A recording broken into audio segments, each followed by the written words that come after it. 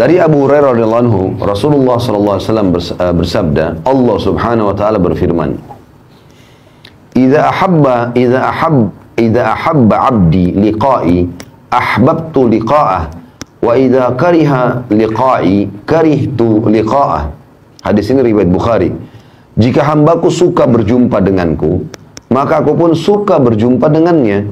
Dan jika dia benci berjumpa denganku, maka aku pun benci berjumpa dengannya.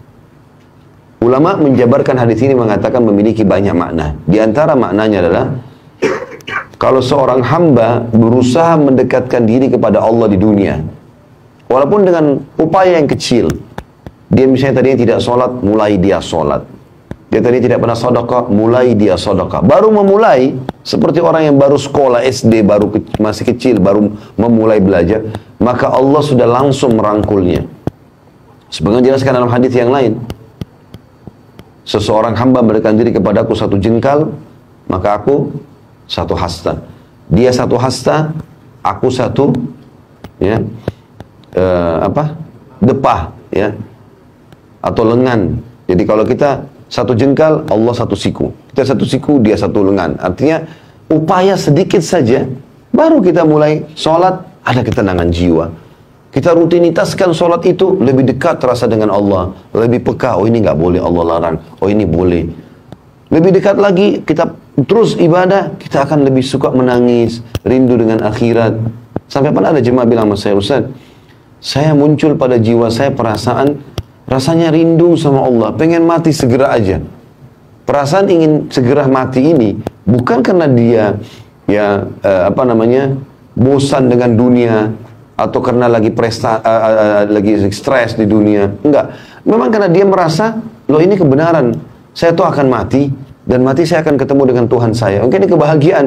Lalu untuk apa berlama-lama di dunia? Dan ini sebenarnya subhanallah muncul dalam jiwa para sahabat. Makanya setiap kali Nabi SAW menjelaskan tentang masalah jihad, masalah mati syahid, mereka selalu di saf pertama. Dan cuma penyampaian, cuma lisan. Seperti Bapak Ibu dengar sekarang. Ini buku kan bisa Bapak Ibu baca sendiri. Saya cuma datang bacain. Tapi ada sesuatu yang kita rasakan dalam hati. Ada getaran-getaran iman. Oh iya ya, oh ternyata begitu ya. Jadi kita lebih merasa dekat sama Allah. Baru sedikit kita upaya. Kalau makin kita rajin, maka makin luar biasa. Dan penutupan hadis kata Nabi SAW, Allah bilang, dan kalau dia dekatkan diri kepadaku dengan berjalan, aku akan berlari. Artinya memang bahasa yang sangat santun dari Sang Pencipta Allah. Sedikit kita paksakan diri ibadah teman-teman, luar biasa. Udah luar biasa. Dan subhanallah, hamba-hamba Allah yang faham tentang poin ini sangat luar biasa bagi mereka. Nggak ada lagi nilainya dunia ini. Saya coba ceritakan kisah seorang sahabat yang mulia. Namanya Abdullah bin Hudzafa al-Aslami radhiyallahu anhu. Abdullah bin Hudzafa ini jarang sekali orang tahu kisahnya. Tapi beliau punya satu hal, terutama pada saat menghadapi kematian, yang luar biasa. Dia pernah diutus menuju ke negeri Romawi untuk menyerang. Ternyata ditawan oleh Raja Romawi. Dan orang-orang Romawi sudah dengar, ini muslimin ini, kebanyakan orang-orang Arab Badui dari padang pasir, jazirah Arab. Orang miskin, tidak banyak orang kaya di antara mereka. Nanti kalau dibanding orang-orang Romawi dulu, nggak ada kekayaan apa-apa mereka. Tadinya orang tidak ada yang lihat, dianggap orang bodoh, nggak bisa baca, nggak bisa nulis. Sekarang dengan masuk Islam, Islam membawa mereka menyebar ke seluruh dunia. Mereka jadi pemimpin. Dan yang luar biasa didengar oleh Kaisar, keyakinan orang Islam ini mengalahkan kokohnya gunung. Halal, halal, haram, haram. Asal dia sudah belajar, dan dia memang sudah yakin dengan itu, nggak bisa digoyahkan. Sampai mati pun. Maka Kaisar waktu tawan sahabat-sahabat ini, pimpinannya adalah Abdullah bin Hudzafa radhiyallahu anhu. Kata Kaisar, mana pimpinannya? Ini si Abdullah. Dipanggil sama Kaisar di depan teman-temannya semua. Waktu itu kita perlu tahu teman-teman, Kaisar Romawi menguasai setengah dunia. Kekuasaannya ini bukan kayak cuma Indonesia saja. Seluruh setengah dunia ini dikuasai sama dia. Kerajaan Romawi dulu terkenal, Bizantium Romawi. Kata Kaisar, hai Abdullah, kalau kau mau pindah ke Nasrani, masuk agama Nasrani, saya akan kasih kau setengah kerajaanku. Sekarang kau langsung jadi raja. Teman-teman bayangkan kalau kita, ada orang punya 100 miliar, lalu dia bilang, saya kasih kamu 50 miliar, pindah agama. Ya. Mungkin orang-orang yang lemah imannya, 50 miliar, tadinya mungkin 1 juta pun susah dipegang. 50 miliar ini mengkhayal bagi dia. Pindah agama banyak. Bahkan orang banyak pindah agama karena Indomie. Di Indonesia kan ada begitu. Kasih sembako pindah agama. Atau memperjualbelikan agamanya, berkedok Islam tapi benci Islam. Banyak sekali di Indonesia. Luar biasa benci sama Islam. Macoin segala macam hal. Demi untuk dunianya. Berapa banyak? Abdullah bin Hudzafah ambil pelajaran teman-teman sekalian. Ditawarkan setengah kerajaan Kaisar. Didatangkan saksi-saksi. Nih, saksi semua ini bukan main-main. Kamu bilang saya masuk Nasrani, setengah kerajaan. Dari Badui padang pasir orang miskin jadi raja langsung.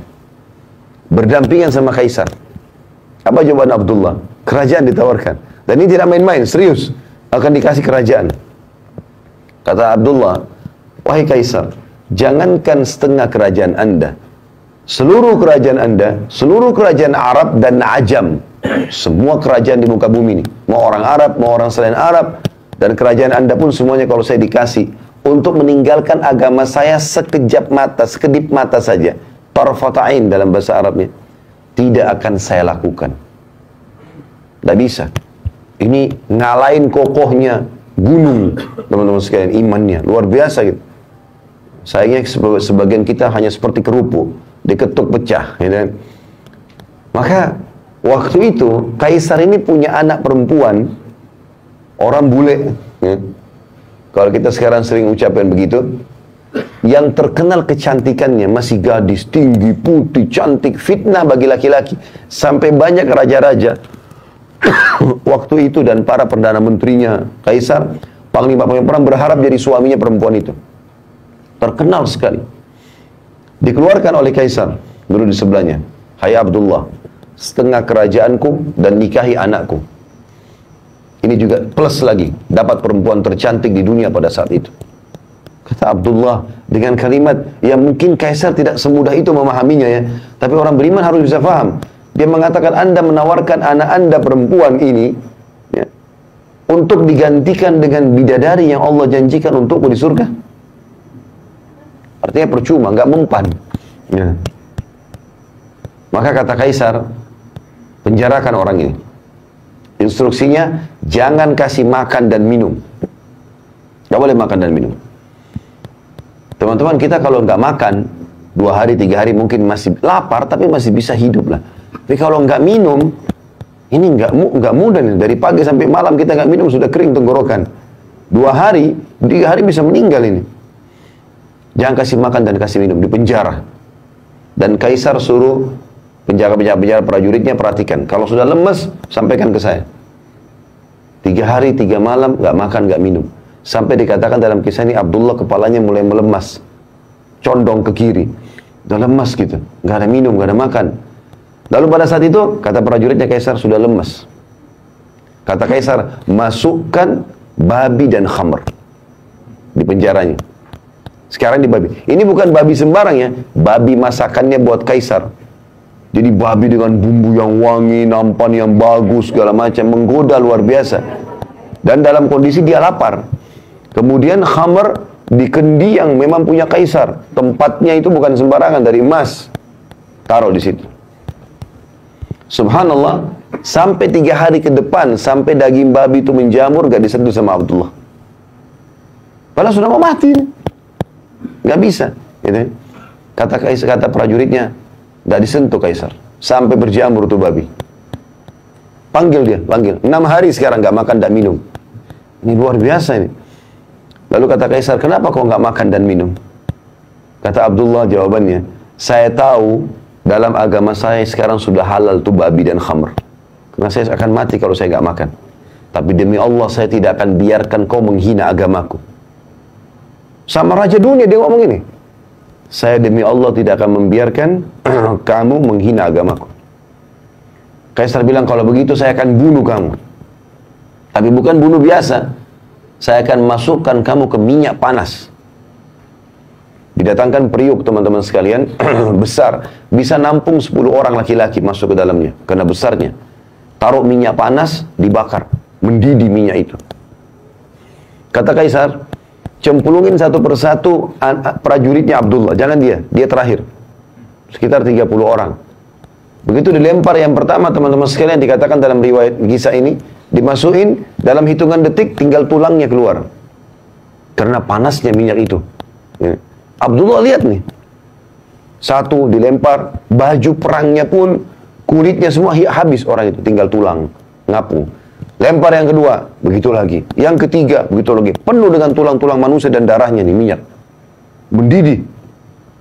Pas giliran Abdullah, dengan lemesnya lagi ditarik, netesin air mata Abdullah. Kata Kaisar, udah netesin air mata nih. Nah, mungkin mau berubah. Ini. Kata prajurit Kaisar, nangis.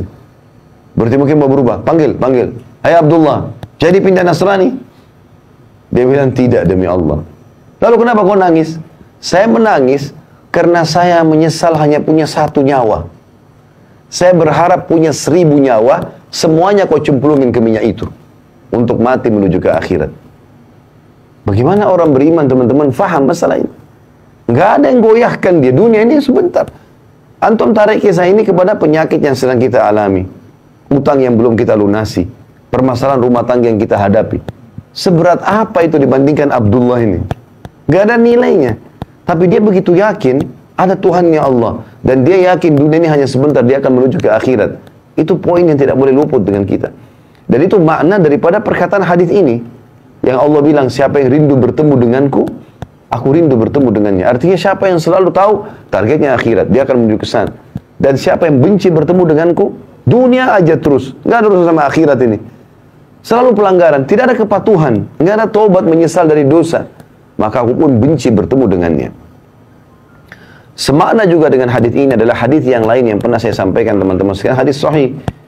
Yang Nabi SAW mengatakan, siapa yang rindu bertemu dengan Allah, Allah rindu bertemu dengannya. Siapa yang benci bertemu dengan Allah, Allah benci bertemu dengannya. Maka para sahabat sedih dengar hadis ini. Termasuk waktu Nabi SAW pulang ke rumah beliau, di rumahnya Aisyah radhiyallahu anha. Maka Nabi SAW menemukan Aisyah lagi menangis. Kata Nabi SAW, kenapa kau nangis, hai Aisyah? Ya Rasulullah, hadis anda ini luar biasa. Apakah kalau kami takut mati, berarti kami benci bertemu dengan Allah? Yarhamkallah. Maka kata Nabi SAW, bukan begitu hai Aisyah. Tapi orang beriman, kalau akan meninggal dunia, akan dicabut ruhnya, Allah akan utus kepadanya beberapa malaikat. Dan ini kita akan saksikan. Masing-masing kita akan saksikan. Semoga kita termasuk orang beriman ini. Karena kata Nabi SAW, akan datang sosok-sosok malaikat yang memperlihatkan kepadanya amal-amal solehnya. Ini sholatmu, ini puasamu, ini zakatmu, ini bakti orang tuamu, ini majelis ilmumu, ini. Karena ini semua, kau akan masuk ke sini. Diperlihatkan surganya. Nampak nyata. Ini sebelum prosesi pencabutan ruhnya ini. Maka dia pun karena lihat semua itu, dia rindu bertemu dengan Allah. Mau segera mati. Gitu kan? Maka Allah pun rindu bertemu dengannya. Kalau orang fasik, orang muslim banyak dosanya tidak sempat taubat, dan orang kafir, maka akan datang sosok-sosok malaikat yang memperlihatkan amal-amal buruk mereka. Ini zinamu, ini ribamu, ini bohongmu, ini begini, ini begini, ini begini. Semua dosa-dosa. Karena semua ini, kau akan masuk ke sini, diperlihatkan nerakanya. Maka dia pun ketakutan, maka dia benci bertemu dengan Allah, Allah pun benci bertemu dengannya. Jadi teman-teman, poin-poin ini harus difahami. Karena memang kita ini sebenarnya Bani Adam, anak Adam ini ahli surga. Karena Allah ciptakan Adam alaihissalam, kita di surga.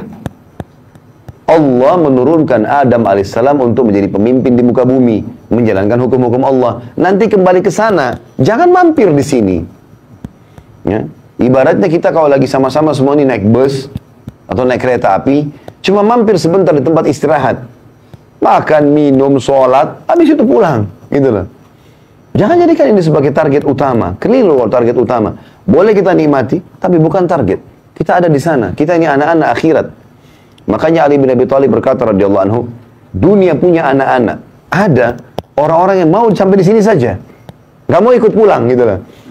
Dan akhirat punya anak-anak. Maka jadikan diri kalian adalah anak-anak akhirat. Dunia cuma dilalui. Sampai Nabi SAW mengingatkan kepada kita, perumpamaan aku dengan dunia ini seperti musafir yang sedang penat. Nabi gunakan istilah musafir. lagi capek, Bapak Ibu lagi bawa mobil, kita lagi safar ke Jawa Timur, misalnya dari Jakarta, capek, masuk ke rest area, gitu kan. Masuk ke tempat istirahat sebentar. Perumpamaan aku dengan dunia seperti seorang musafir yang lagi penat, lalu dia mendapatkan sebuah pohon untuk bernaung di bawahnya. Setelah penatnya hilang, dia pun pergi. Memang sudah begitu. Orang beriman rindu dengan matinya, rindu dengan bertemu dengan Tuhannya. Dan apa yang Bapak Ibu lakukan kayak dulu di majelis ilmu begini, sholat, sedekah, ini wallahi, demi Allah Bapak Ibu sekalian kita akan terima. Wa may ya'mal mithqala dzarratin khairan yarah, wa may ya'mal mithqala dzarratin syarran yarah. Ini firman Allah, nggak mungkin salah. Siapa yang buat seperti biji sawi dari kebaikan, dia akan lihat. Siapa yang buat biji sawi dari keburukan, dia akan lihat. Nggak ada yang luput. Kalau ada Bapak Ibu yang terzalimi oleh orang di sini, nggak usah khawatir, kita ikhtiar. Nggak dapat, wallahi di akhirat kita dapat. Nggak ada ceritanya itu, nggak ada yang luput. Di mahkamah Allah, nggak ada ceritanya main-main. Sampai dalam sebuah hadis yang lain, kata Nabi SAW, Allah berfirman, demi keperkasaanku dan keagunganku, tidak akan boleh penghuni surga masuk ke dalam surga, selama masih ada penghuni neraka yang punya hak dari dia. Dan tidak akan pernah penghuni neraka masuk ke neraka, selama penghuni surga masih punya hak dari dia. Misal contoh, kita beriman kepada Allah, sholat segala macam, tapi kita pernah zalimi orang kafir. Kita kan tidak boleh zalimi orang. Apalagi kalau kafir zimmi misalnya. Orang kafir di bawah naungan pemerintah Islam. Kita nggak boleh teman-teman sekalian, ini tetangga Nasrani, matiin aja lampunya. Tutup aja jalannya, kempesin mobilnya. Haram nggak boleh dalam Islam. Nggak boleh kita ganggu. Apalagi kalau sampai membunuhnya. Kata Nabi SAW, man qatala mu'ahadan lam yari raihatal jannah wa inna riha la tujidu min masirati arba'ina kharifah. Hadis Bukhari. Siapa yang coba-coba membunuh mu'ahad, mu'ahad itu orang kafir di bawah naungan pemerintah Islam, atau ada perdamaian damai dengan umat Islam, gitu kan? Maka dia tidak akan mencium bau surga, dan baunya tercium dari jarak 40 tahun. Bau aja enggak, apalagi masuk ke dalamnya. Ini muslim loh. Nggak boleh sembarangan kita buat kekacauan ini, gitu. Nggak boleh kita ganggu mereka. Maka kita harus hati-hati teman-teman sekalian. Yang boleh diperangi hanya kafir harbi. Siapa itu kafir harbi? Orang kafir yang pakai baju perang keluar di medan perang mau memerangi umat Islam. Nah itu kita perangi. Itu pun diperangi apa kata Nabi SAW? Jangan bunuh perempuan, jangan bunuh anak-anak, jangan bunuh orang tua, jangan bunuh orang menyerah. Kalau sudah lepas senjatanya jangan ganggu. Dan kalau kalian harus membunuh, bunuhlah dengan cara yang santun. Tusuk mati, selesai. Nggak ada mutilasi, potong kupingnya, cungkil matanya. Nggak boleh. Nggak ada. Orang kalau nyerah lepas. Orang kalaupun dibunuh maka bunuh dengan cara yang baik. Nggak ada dalam Islam bakar. Wah apa segala, nggak bisa. Kalau ada orang Islam yang menggambarkan itu kebodohan mereka. Karena tidak faham hukum agamanya. Sampai kata Nabi SAW, tidak boleh membakar kecuali pemilik api. Allah Subhanahu Wa Taala, nggak boleh kita menyiksa orang dengan bakar. Contoh itu. Jadi Islam datang dengan luar biasa di sini. Ya. Nggak boleh sembarangan. Nah kalau ada orang kafir kita pernah zalimi, misal bawahan kita orang kafir, udah deh nggak usah kasih gajinya kan kafir, misal, atau ganggu orang atau apalah ya, yang tidak ada hubungannya sama kita, sama kita gitu, tidak ada hubungannya dengan kesalahan orang lain di dia ya, seperti kasus Myanmar, orang-orang Muslim banyak yang dibantai di sana. Apakah kita harus bunuh orang yang seagama yang membantu umat Islam di sini? Jawabannya tidak, nggak boleh. Islam mengajarkan kita objektif, yang dihukum yang melanggar di sana. Mau rame-rame ke Myanmar silakan. Indonesia jangan diganggu. Nggak ada hubungannya. Dan ini pernah terjadi subhanallah. Di zaman Sultan Muhammad Murad Al-Fatih yang terkenal, ya, yang dapat julukan Al-Fatih, 25 tahun bisa menembus benteng Konstantinopel, bagian Eropanya Turki. Yang kata Nabi SAW kalian akan menembus benteng Konstantinopel, orang Islam gitu kan. Sebaik-baik pemimpin pada saat itu, sebaik-baik pasukan pada saat itu Muhammad bin Murad rahimahullah. Beliau berhasil. Muhammad bin Murad ini, di masa kejayaan beliau, umat Islam dibantai oleh kaum Nasrani di Spanyol. Sampai ada dikenal dengan Mahkamah Taftish. Ya. Habis semua kerajaan Islam di sana. Dan bukan cuma itu, pada disiksa, dibakar, dipotong-potong. Kalau Bapak Ibu ketik di Google sejarah tentang bagaimana pengusiran umat Islam dari Spanyol, itu luar biasa gitu. Ya. Dan sangat kesulitan. Dan sampai sekarang teman-teman di Spanyol tahu tentang cerita itu tentunya. Ini teman-teman sekalian, pada saat itu terjadi, Sultan Muhammad Murad, khalifah yang kuat di Turki, dia keluarkan instruksi, semua Nasrani bunuh. Awalnya begitu. Tapi surat kerajaan tidak boleh keluar, diaplikasikan di lapangan, kecuali sudah lewat mufti.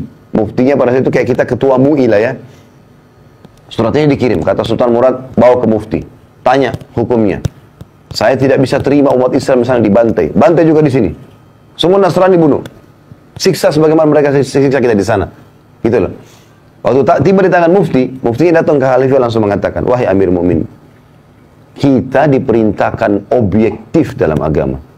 Yang salah Nasrani yang di sana, bukan Nasrani yang di sini. Nggak ada hubungannya dengan yang di sini. Di sini kita dakwai.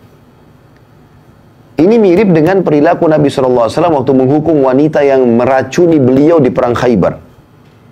Jadi Nabi SAW pernah dikasih racun oleh wanita. Nabi makan, tapi Nabi SAW tidak terlalu berpengaruh pada beliau itu. Tapi ada satu sahabat mati gara-gara itu. Waktu sahabat itu sakit, belum dihukum si wanita pemberi racun. Begitu efeknya ada, mati nih sahabat, maka dipanggil wanita tersebut lalu dipenggal lehernya. Dia sudah membunuh, maka hukumnya dibunuh. Gitu. Seperti itu. Jadi begitu luar biasanya objektifnya Islam. Apa kata Nabi SAW? Kita kembali ke hadis tadi yang saya sedang jelaskan. Kata Allah SWT, demi keperkasaan dan keagunganku, tidak akan masuk surga penghuni surga, selama ada penghuni neraka yang punya hak dari dia. Kalau orang kafir pernah kita zalimi, gak mau kasih gajinya, gak mau gini, gak mau bayar utang segala macam, kita sudah pasti masuk surga nih. Karena amal soleh kita misalnya banyak. Tidak masuk surga kecuali ini sudah selesai dulu. Apa masalahnya sama ini? Pernah utang gak bayar. Baik, nanti Allah akan menilai di akhirat. Utang itu berapa nilainya secara akhirat. Berapa kadar pahala kita. Misal, harus 1000 pahala dikurangi 1000 pahala. Bukan dikasih kepada si kafir, karena gak ada gunanya bagi dia. Tapi Allah kurangi itu untuk mengurangi fasilitas kita di surga. Itu kerugian. Gitu kan? Dan kata Nabi SAW, Allah juga berfirman, dan tidak akan masuk penghuni neraka ke dalam neraka, ya, sebelum selama masih ada ahli surga yang punya hak dari dia. Misal kita balik kasusnya, ada orang kafir misalnya zalim, karena ada orang Islam hidup di wilayah dia, kemudian dia zalim, diambillah haknya, tidak dikasih gajinya, apalah orang Islam ini dizalimi. Ini orang kafir, mati masuk neraka dia sebenarnya. Tapi Muslim tadi masih punya hak dari dia.